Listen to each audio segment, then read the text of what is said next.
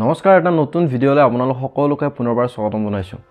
বৰ্তমান সময়ত মই যদি আপোনাক সোধোঁ যে অসমত বৰ্তমান কি চলি আছে, তেতিয়াহ'লে এটা সহজ উত্তৰ যে বৰ্তমান সময়ত অসমত এটা বাক্য ভাইৰেল হৈ আছে। সেই বাক্যটি হৈছে ৰিচাৰ্জৰ দাম বঢ়াই কিনে আম্বানীয়ে সেই টকাৰে পুতেকৰ বিয়া পাতিলে। কিন্তু এই কথাষাৰ কিমান দূৰ সত্য? সঁচাকৈ তেওঁলোকে নিজৰ স্বাৰ্থৰ কাৰণে ৰিচাৰ্জৰ দাম বঢ়াই দিছিল নেকি? যদি আম্বানীয়ে নিজৰ পুতেকৰ বিয়াৰ কাৰণে ৰিচাৰ্জৰ দাম বঢ়াইছিল, তেতিয়াহ'লে এয়াৰটেলৰ মালিকজনে আকৌ কাৰ বিয়া পাতিবৰ কাৰণে তেওঁৰ নিজৰ ৰিচাৰ্জৰ দামখিনি বঢ়াই দিলে?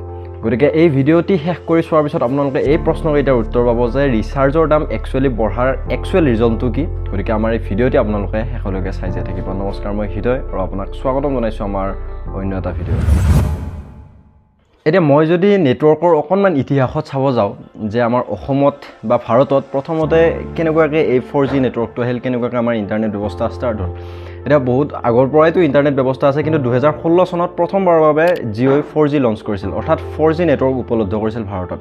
এতিয়া ঠিক তেতিয়াৰ পৰা যেতিয়া জিঅ'ই 4G নেটৱৰ্ক আনিলে ভাৰতত, ঠিক তেতিয়াৰ পৰা কিন্তু জিঅ'ৰ ইউজাৰ ইমানেই বাঢ়ি গ'ল, মানে 100টাৰ ভিতৰত 99টা মানুহে জিঅ' চিম ব্যৱহাৰ কৰিব ধৰিলে, যাৰ ওচৰত 4G মোবাইল আছিল। যেতিয়া জিঅ'ই 4G উপলব্ধ কৰিছিল, তেতিয়া জিঅ'ৰ ৰিচাৰ্জৰ দাম ইমান নাছিল, তেতিয়া বহুতে ফ্ৰী পাইছিল 4Gটো। অকণমান পইচা খৰচ কৰিলে হয়তো 3-4 মাহৰ ৰিচাৰ্জ ফ্ৰী পাইছিল। আৰু ঠিক তেতিয়াই ফ্ৰী ৰিচাৰ্জৰ ফাইদা উঠাবৰ কাৰণে জিঅ'ৰ ইউজাৰ ইমানেই বাঢ়ি গ'ল যে তেওঁলোকে ৰিচাৰ্জৰ দাম বঢ়াব লগা হ'ল। ঠিক তেতিয়াৰ পৰা কিন্তু লাহে লাহে ৰিচাৰ্জৰ দাম জিঅ'ই অলপকৈ বঢ়াই আনিলে, আৰু লাহে লাহে তাৰপাছত এয়াৰটেল আহিল। এয়াৰটেলেও 4G উপলব্ধ কৰিলে, উপলব্ধ কৰাৰ পিছত ঠিক তেনেকুৱাকৈ সমানে সমানে জিঅ'ৰ লগে লগে এয়াৰটেলৰ ইউজাৰো বাঢ়ি গ'ল, আৰু ঠিক তেতিয়াৰ পৰাই এয়াৰটেল আৰু জিঅ'ই কিন্তু আগতকৈ অলপ হ'লেও ৰিচাৰ্জৰ দাম বঢ়াই দিলে। আৰু তাৰপিছত লাহে লাহে আহি কিনে আমাৰ 4Gৰ দুনীয়াখন শেষ হ'ল, 4G যাব ধৰিলে, আৰু লাহে লাহে আমাৰ ভাৰতৰ বাহিৰত কি হ'ল, 5G উপলব্ধ হ'ব ধৰিলে। এতিয়া 5G উপলব্ধ হ'ল, বাহিৰৰ মানুহে 5G ইউজ কৰিছে। এতিয়া ভাৰতত 5G আনিবৰ কাৰণে জিঅ' আৰু এয়াৰটেলে লাগি গ'ল। ত' ভাৰততো 5G আনিব লাগিব।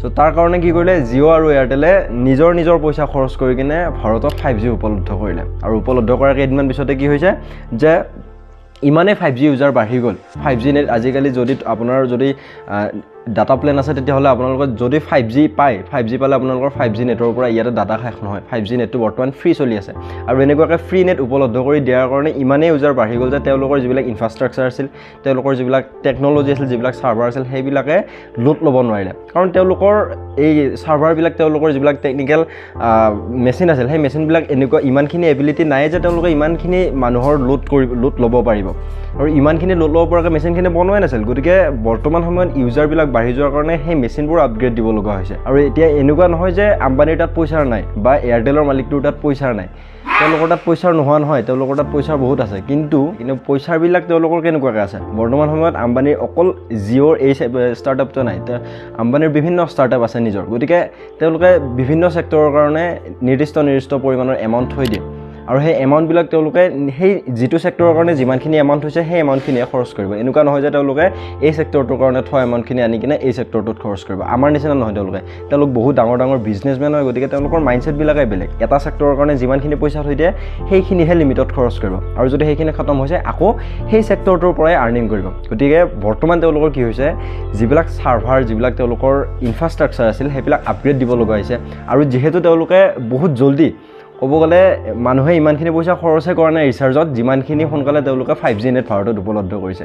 গতিকে তেওঁলোকে নিজৰ পইচা ইনভেষ্ট কৰি কিনে 5G নেট উপলব্ধ কৰি দিছে ফ্ৰীতে, আৰু উপলব্ধ কৰাৰ পিছত এইখিনি ফাইদা কোনে উঠাই আছে? ইউজাৰে 5G নেট লাভ কৰিব পাৰিছে। এতিয়া ইউজাৰৰ পৰা পইচা নলৈ গ'লে তেওঁলোকে ৰিচাৰ্জৰ দাম নবঢ়াই কিনে কি কৰিব? তেওঁলোকে নিজৰ পইচা ইনভেষ্ট কৰি কিনে 5G নেট আনিছে।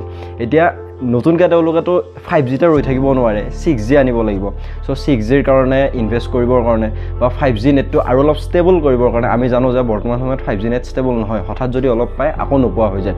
চ' 5G নেটটো আপগ্ৰেড কৰিবৰ বাবে বা তেওঁলোকৰ এই টেকনিকেল বস্তুবিলাক আপগ্ৰেড কৰিবৰ কাৰণে পইচাৰ দৰকাৰ হৈছে, আৰু সেই পইচাৰ তেওঁলোকে ইউজাৰৰ পৰাই উঠাব। কাৰণ 5G নেটটো আনিছে কাৰ কাৰণে? ইউজাৰৰ কাৰণে আনিছে, ইউজাৰক ইউজ কৰিব দিছে, নৰ্মেল পাব্লিকে ইউজ কৰিছে, আৰু তেওঁলোকৰ পৰা পইচা নলৈ কিনে বেলেগৰ পৰা পইচা ল'ব নিয়ে। গতিকে এনেকুৱাভাৱে এইবিলাক কাৰণতে তেওঁলোকে কি কৰিছে, ৰিচাৰ্জৰ দাম বঢ়াই দিছে।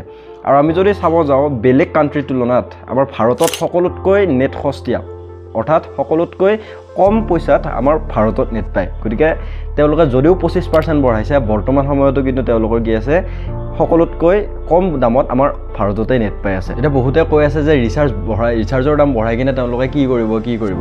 আজি ৰিচাৰ্জৰ দাম বঢ়া নাই, এনেও এমাহ পিছত হ'লেও ৰিচাৰ্জৰ দাম বাঢ়িলে হয়। কাৰণ এনেকুৱা কিহৰ কাৰণে আমাৰ দুনিয়াখন সদায়তো এই 4Gতে চলি থাকিব নোৱাৰে 5G 6G এনেকৈ যেতিয়া নতুন নতুন টেকন'লজি আহিব তেওঁলোকে আপগ্ৰেড কৰিবই লাগিব আৰু আপগ্ৰেড কৰিবৰ কাৰণে বিভিন্ন ধৰণৰ এমাউণ্টৰ প্ৰয়োজন হয় যিকোনো এটা বস্তু আপগ্ৰেড কৰিবৰ কাৰণে আমাক পইচা লাগে নালাগে চ' সেই পইচাটো তেওঁলোকে ক'ৰ পৰা উঠাব যিহেতু পাব্লিকৰ কাৰণে তেওঁলোকে লঞ্চ কৰিছে গতিকে পাব্লিকৰ পৰাই উঠাব লাগিব এতিয়া বহুতে কৈ আছে যে BSNL-লৈকে পৰ্ট হৈ যাওঁ BSNL-লৈকে মই চিমখন লৈ যাওঁ BSNL যেতিয়া চিমখন বনোৱাৰ পিছত কি হ'ব BSNL-ও এসময়ত 5G আনিব লাহেকৈ BSNL-ও 6G আনিব আৰু BSNL যেতিয়া 5G 6G আনিব লাগিব তেতিয়া BSNL-ক পইচা দৰকাৰ নহ'ব নেকি তেতিয়াওতো BSNL-ক পইচাৰ দৰকাৰ হ'ব আৰু তেতিয়া পইচাৰ দৰকাৰ হ'লে BSNL-এ নিজৰ টকা খৰচ কৰি কিনে ইউজাৰক এনেই 5G 6G নেট দিব নেকি তেতিয়াও BSNL-এ আকৌ ৰিচাৰ্জৰ দাম বঢ়াই দিব গতিকে যিকোনো এটা কথা কোৱাৰ আগতে আপোনালোকে অলপ ভাবি চাব যে কিহৰ কাৰণে নেটৰ পইচাটো বাঢ়িছে বা অলপ নিজে ৰিচাৰ্জ কৰি চাব যে কিহৰ কাৰণে পইচাটো বাঢ়িব পাৰে বা কিহৰ কাৰণে ৰিচাৰ্জৰ দামটো বাঢ়িব পাৰে গতিকে আপোনালোকক যিকেইটা পচিবিলিটি আছিল যে তেওঁলোকৰ নিজৰ টেকনিকেল যিবিলাক চাৰ্ভাৰ যিবিলাক তেওঁলোকৰ ইনফ্ৰাষ্ট্ৰাকচাৰ আছিল সেইবিলাক আপগ্ৰেড কৰিবৰ কাৰণে হয়তো দামটো বঢ়াইছে নহ'লে যিহেতু তেওঁলোকে 5G অলৰেডি উপলব্ধ কৰি দিছে চ' 5G উপলব্ধ কৰোঁতে তেওঁলোকে ইমানখিনি টকা খৰচ কৰিব লগা হৈছে যিমানখিনি টকা তেওঁলোকে আৰ্নিং কৰাই নাছিল হয়তো চ' সেই পইচাখিনি যে ইনভেষ্ট কৰিলে 5Gৰ নামত সেইখিনি পইচা তেওঁলোকে উঠাব ক'ৰ পৰা ইউজাৰৰ পৰা উঠাব গতিকে এয়াই আছিল মেইন ৰিজন যে 5G নেট বা বৰ্তমান সময়ত ৰিচাৰ্জৰ দাম কিহৰ কাৰণে বঢ়াই দিছে